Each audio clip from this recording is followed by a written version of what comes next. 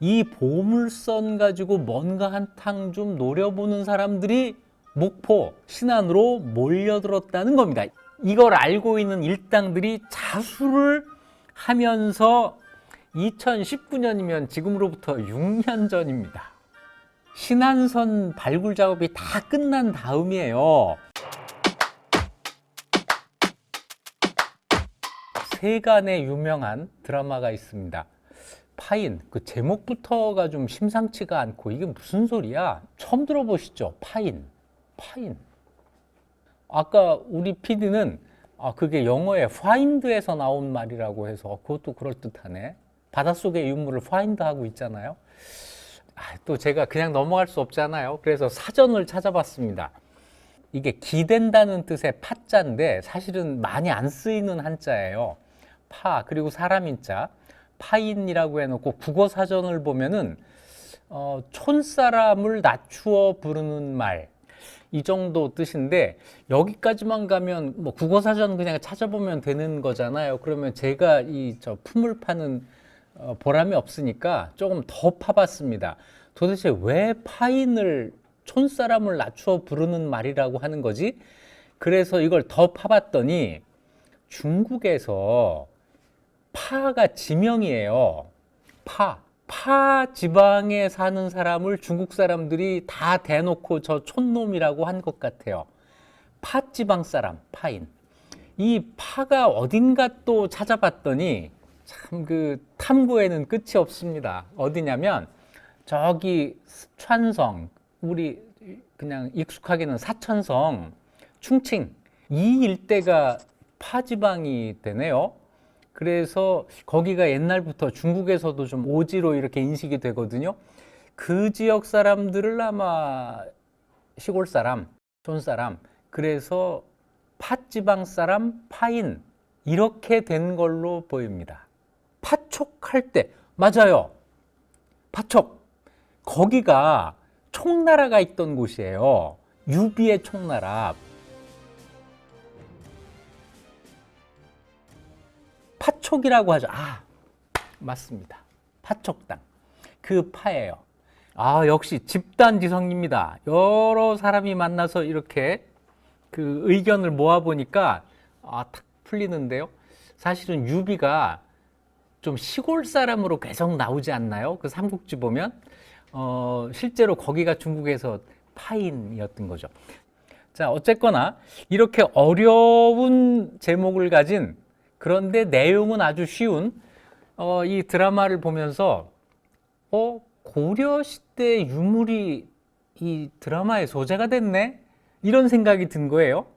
그래서 그걸 가지고 오늘 강의를 준비를 해봤습니다. 신안 해저 유물이 일단 나온 데를 지도로 한번 보실까요?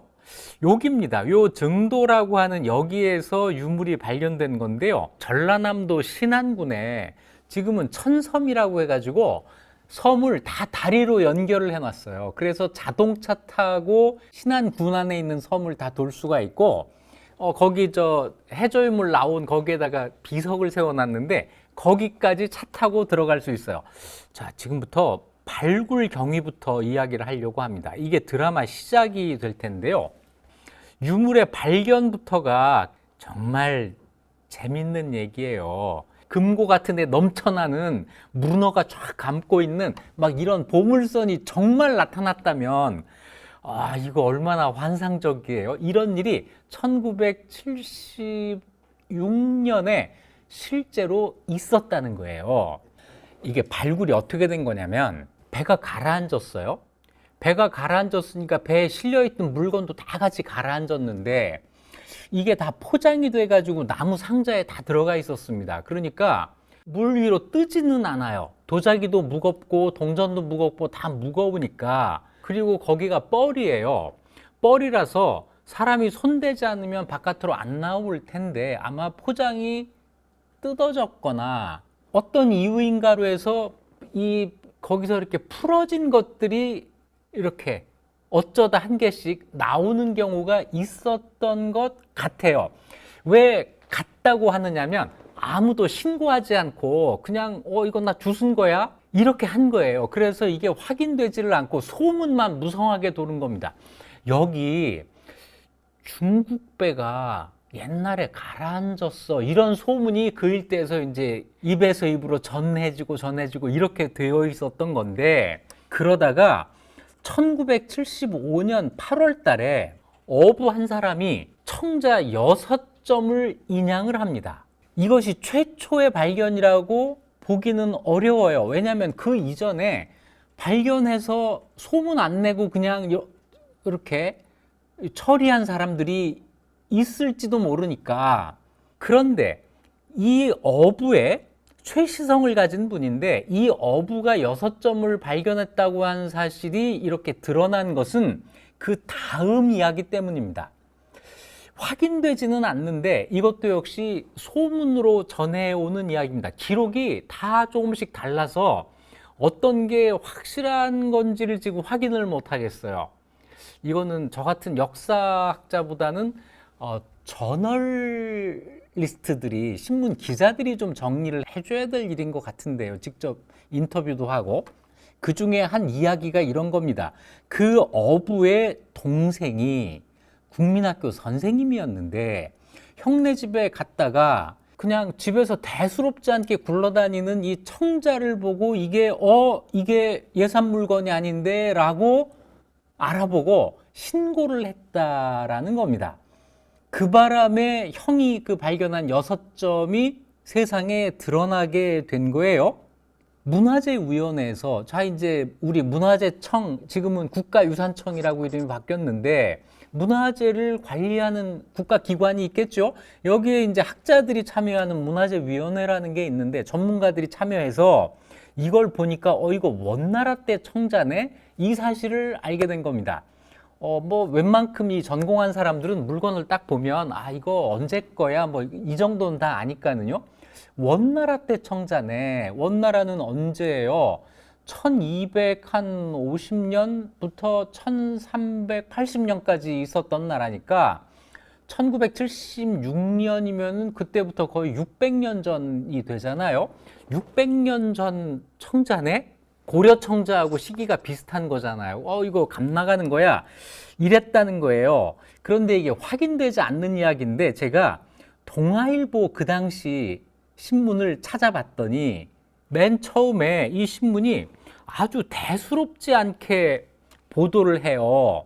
동아일보 1976년 10월 12일 7면에 저 구석에 받아서 청자 등 117점 인양, 신고하는 3명 입건, 이런 기사가 있잖아요. 이런 이야기가 나오면서 원래 이 청자가 언제 어떻게 발견이 됐고 한 이야기들이 이렇게 회고처럼 나오게 되면서 그 사실이 세상에 알려지게 된 겁니다.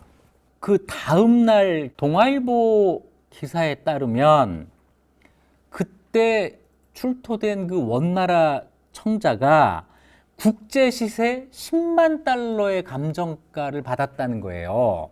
그 당시 10만 달러면은 5천만 원이 됩니다. 1976년에 5천만 원이면 이게 지금 가치로 얼마쯤 됐을까요?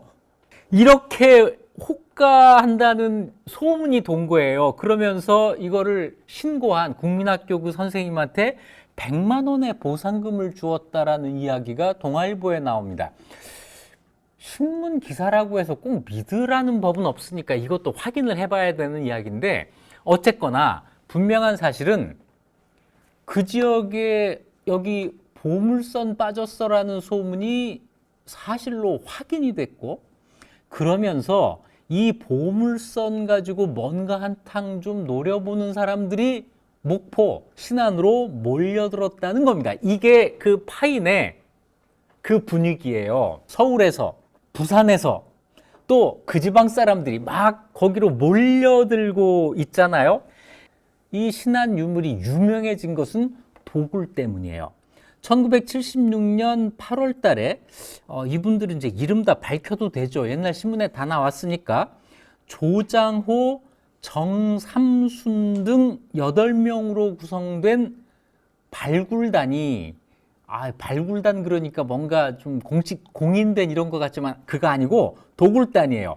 도굴단이 도자기 122점 이상을 몰래 인양해서 바다에서 이제 그거를 떠올려서 골동업계에서 암매하던 중 골동품 가게에 가서 이걸 몰래 팔려고 한 거예요. 그러다가 목포 경찰서에 잡히고 청자는 압수됐다.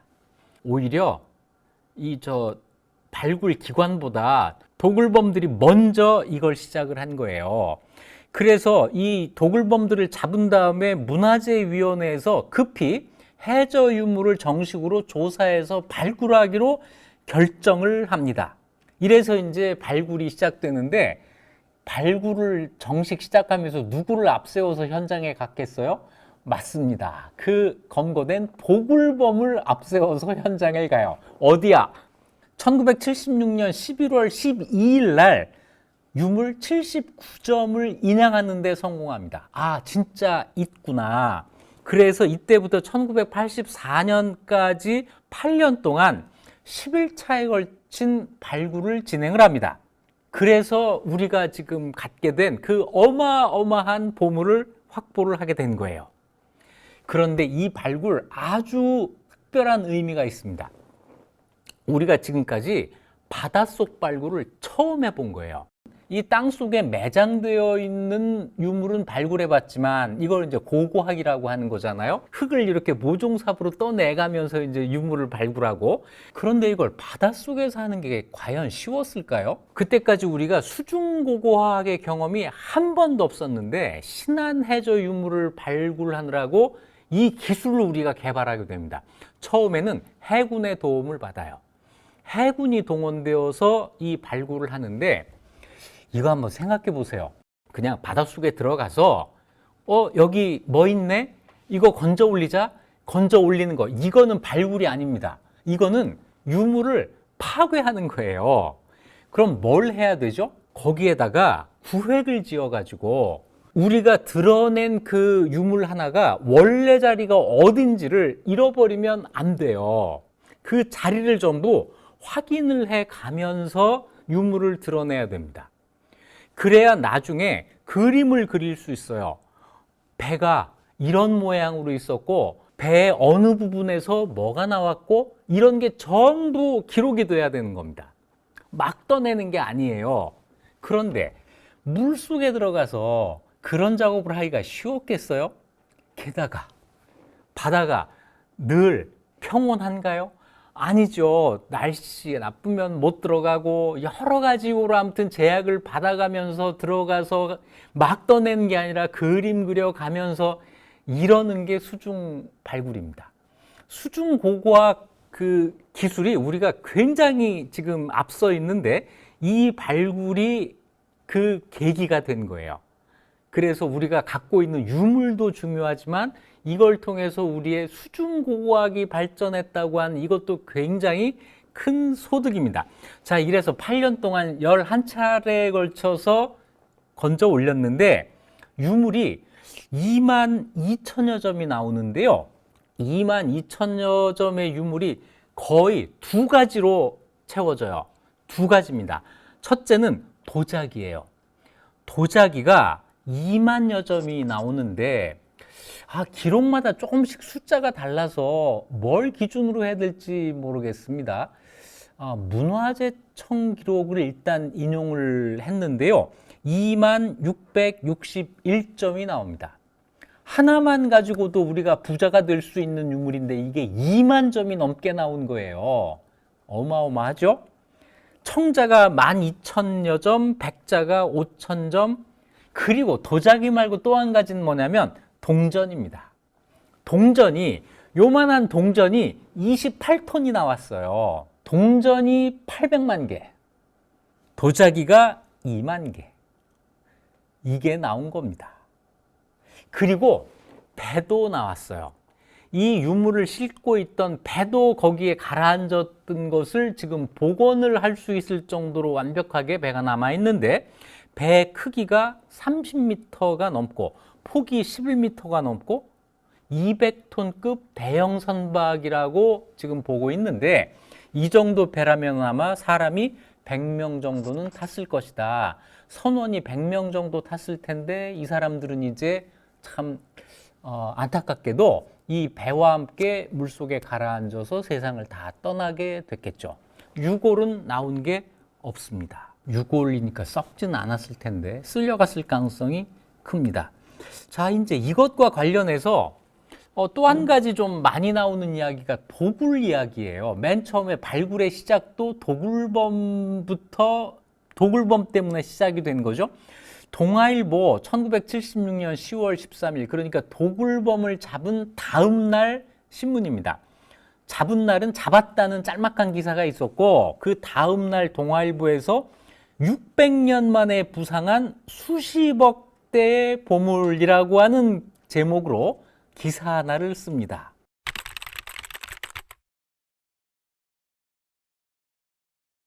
그때 동아일보 기사 그대로 읽는 겁니다. 이 씨는 지난 8월 목포에 내려와 현지 사정을 잘 알고 있는 지도사람 조장호 씨와 접선. 조 씨는 다시 잠수 경력 10년의 잠수부 정삼순 씨를 포섭하는 등 모두 6명의 발굴 안매단을 조직했다. 파인에서 유승룡이 하고 있는 게 이런 거잖아요. 이걸 지금 안매단을 조직하고 있는 거예요. 첫 번째 인양 발굴 작업은 지난 9월 1일 잠수 기선으로 수심 20m의 바다 밑에서 청자 2점을 인양 발굴 헐값에 팔아버렸다. 2차로 9월 16일 다시 잠수 수백 점의 값진 골동품을 발견하고 향로 등 5점만 건져내 이걸주씨 49세 목포시 북교동에게 250만 원을 받고 팔았다. 9월 18일 세 번째 때에는 6명 중 3명을 빼돌리고 정이 씨 등 3명만이 나서 103점을 인양하는 등 3일 동안에 모두 110점을 인양, 전주시 중앙동 사가 만물상의 주인 전진환 씨에게 200만 원을 받고 팔았다. 여기 보면 6명으로 조직했다가 3명은 빼돌리고 모르게 하고 나머지 3명이 독차지했다는 이런 얘기잖아요.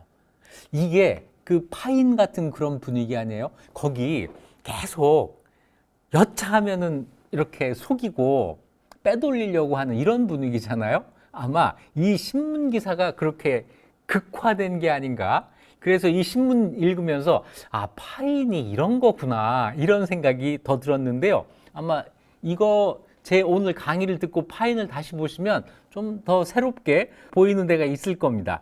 도굴범들을 검거했잖아요. 그런데 이 사람들한테서 압수를 했는데 이게 다 압수가 된 걸까요? 아니라는 사실이 곧 드러납니다. 1년 뒤 1977년 1월 11일 역시 동아일보입니다. 전남 신안 앞바다 송원대 유물 불법 인양 사건 3개월 수사 끝에 311점 유물을 회수하고 13명 도굴범 및 취득자를 입건했다. 거의 이거는 제2의 인양 작업으로 평가할 만하다. 바닷속에서 캐낸 게 아니라 몰래 빼돌린 것을 311점을 회수했다는 거예요. 그러니 바닷속에서 인양하는 것만큼 걷어냈으니까 제2의 인양 작업이라는 건데 이게 이제 이렇게 된 겁니다. 그 전주의 만물상에 작물을 산 사람이잖아요. 진짜 귀중한 것은 감췄다는 거예요. 검거됐을 때 이거 내놓지 않고 진짜 귀한 것은 감추고 있었다는 소문이 계속 돌았던 거예요. 그래서 검찰이 그 가족을, 전진환 씨의 가족을 찾아가서 이거 귀중한 유물이다. 외국으로 흘러나가면 안 된다. 그 전에 찾아야 된다. 이렇게 읍소를 했다는 겁니다. 애국심에 호소를 했다는 거예요. 그러면서 이 물건만 찾으면 처벌은 하지 않겠다. 이렇게까지 이야기를 했대요. 그래서 이걸 알고 있는 일당들이 자수를 하면서 확인을 해요. 자, 그래서 이제 전진환 씨를 찾아가서 또 설득을 합니다. 애국심에 호소한다. 이랬다는 거예요. 그랬더니 이 전 씨가 열흘 만에 자백을 하고 감춰놓고 있던 걸 다시 내놓은 겁니다. 자, 그래서 이 전진환 씨로부터 유물을 사간 골동품상 3명, 그리고 최종 취득자 부산 화신공업 부사장을 검거하고 다른 도굴 조직 사람들도 검거하고 그 사람들이 미처 팔지 못하고 가지고 있던 180점을 또 가져오고, 바닷속에서 건지고 육지에서는 이렇게 도굴범들이 팔려고 다니는 거 이거 회수하고, 정말 그때 검찰이 바빴던 거예요. 이래가지고 빠져나가지 않게 수집을 다 했는가 했는데 2019년이면 지금으로부터 6년 전입니다. 신안선 발굴 작업이 다 끝난 다음이에요. 2019년에 동아일보에 이런 기사가 나옵니다. 6월 14일 36년간 갇혀있던 신안 해저봄을 극적 구출, 밀반출 시도 도굴업자 검거, 도자기 등 유물 57점 국고 환수. 자, 무슨 얘기냐면요, 36년간 신안 앞바다에서 발견된 도자기 등 중요 해저 유물 수십 점을 훔쳐 숨겨왔던 도굴업자가 검거됐다. 그러니까 회수가 다 안 된 거예요. 그때 도굴범한테서 산 그 유물을 감춰놓고 30년 넘게 감춰놓고 있던 사람이 있던 겁니다. A씨는 1983년 잠수불고용의 신안선 인근 해저유물 57점을 도굴해 자기 집에 오랫동안 감춰놓고 있었다. 그런데 최근 경제적 어려움을 겪자 일본으로 도자기를 가져가 판매하려다 올해 3월 20일 경찰에 체포됐다. 그런데 이것이 신안선에서 나온 도자기들과 형태가 아주 비슷해서 이거 신안 유물인데 너 이거 몰래 가지고 있는 거지. 그랬더니 A씨가 이거 어머니 유품이라고 거짓말을 했다는 거예요. 이 물건을 팔려고 했던 사람들이 있을 거 아니에요. 그 사람들이 이 A씨가 이게 신안선 발굴 유물이라고 하면서 나한테 팔려고 했어요. 이런 증언을 하는 바람에 들통이 나고 이것이 신안선 유물이라고 하는 것이 확인이 됐다는 거죠. 그게 2019년입니다. 몰라요. 지금도 이렇게 감춰져 있는 게 더 있을 가능성이 있습니다. 그리고 일본으로 유출하려고 했다.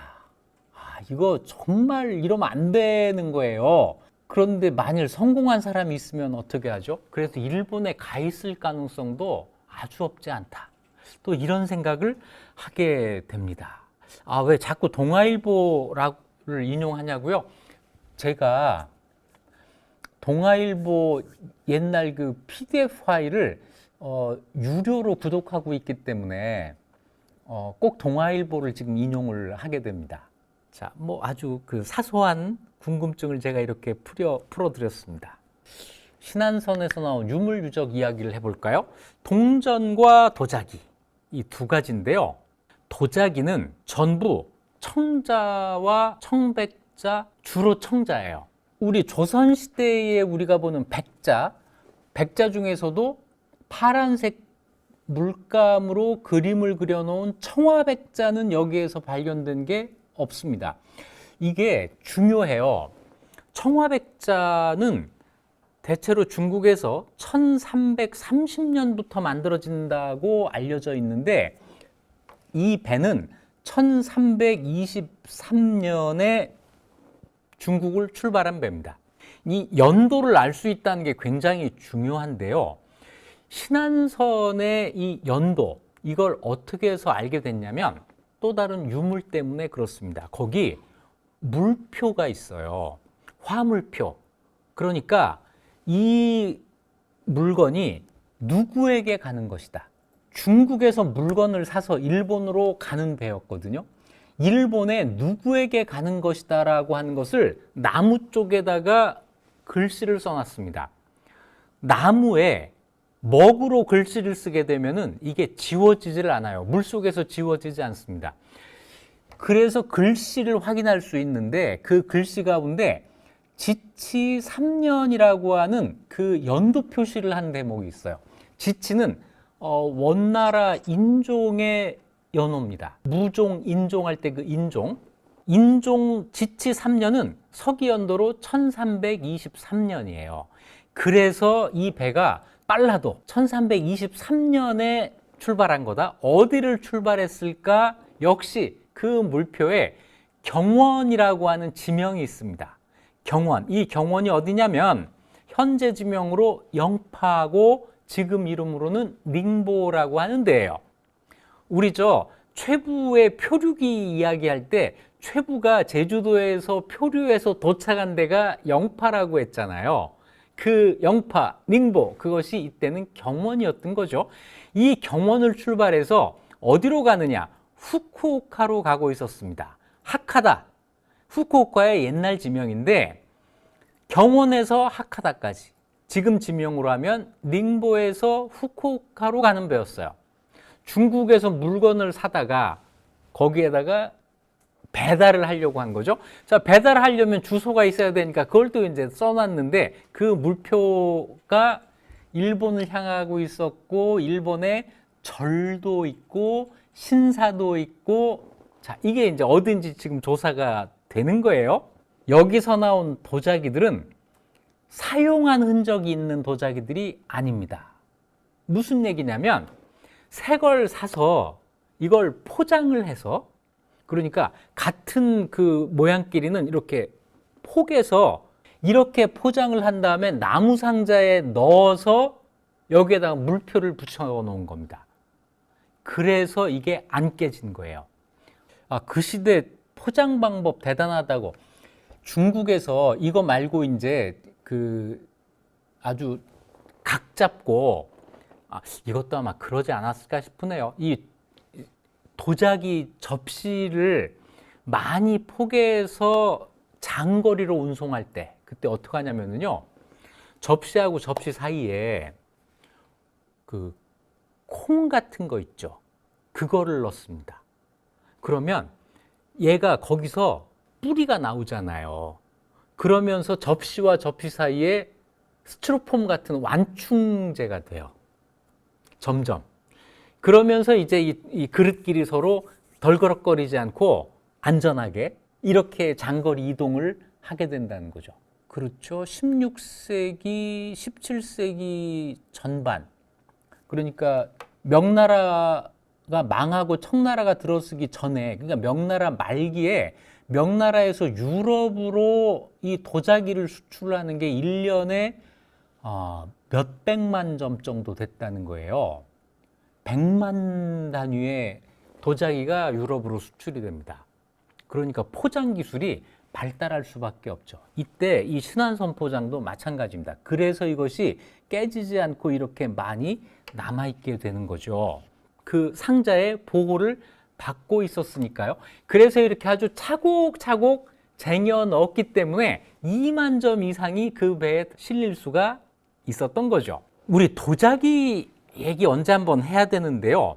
고려시대는 청자가 만들어지고 조선시대는 백자가 만들어지잖아요. 그런데 이거는 정확한 설명이 아니고, 고려시대 청자는 맞는데 조선시대에 만들어진 백자는 그냥 백자가 아니라 청화백자가 만들어진 겁니다. 고령토라는 흙을 구해서 그걸 가지고 그릇을, 도자기를 만들어서 아주 고온의 가마에 구우면, 그게 1350도라고 하는데요, 그 이상으로 구우면 이것이 흰색의 백자가 돼요. 물론 뭐 유약을 바르고 하기는 하지만 이 흙 자체가 흰색 그릇을 만드는 거예요. 흰색 그릇에다가 물감으로 그림을 그립니다. 그림을 그리는데 역시 이 물감도 1350도 이상 고온의 가마에 들어가면 물감이 재색을 잃게 되는데, 이것이 만들어지는, 생산되는 시기가 1330년 이후라는 거예요. 이 배는 1323년에 출발한 배잖아요. 그러니까 이 배에는 청화백자가 실릴 수가 없는 거죠. 만일 이 배에서 청화백자가 나왔다 그러면 세계의 도자사를 다시 쓸, 교과서를 바꿀 그런 대발견인데, 그런 발견은 없었습니다. 기존의 설명을 더 보강해주는 그런 증거가 된 거죠. 그래서 청자가 많이 나온 거예요. 1323년 그 시점에서의 청자가 이렇게 많이 나오는 사례. 그래서 도자 발달, 도자기의 발달을 연구하는 데도 이게 굉장히 중요한 자료가 되는 거죠. 또 놀라운 사실 하나가 있어요. 고려 청자도 여기에서 나옵니다. 우리 또 청자 하면 고려잖아요. 고려 청자가 나오는데, 고려 청자는 이렇게 7점이 나옵니다. 7점 나오는데요. 이거는 같은 물건을 이렇게 폭에서 쌓은 그런 게 아니잖아요. 그래서 이거는 판매를 위해서 생산된 게 아니다. 7점밖에 없다고 하는 거는 고려에서 생산된 청자가 중국으로 출이됐다가 이것이 일본 사람 눈에 띄어서 그 손에 실려서 일본으로 간 것이 아닌가. 이렇게 생각하는 방법이 하나가 있고, 두 번째 방법은 이게 이제 그림이 더 커지는데요.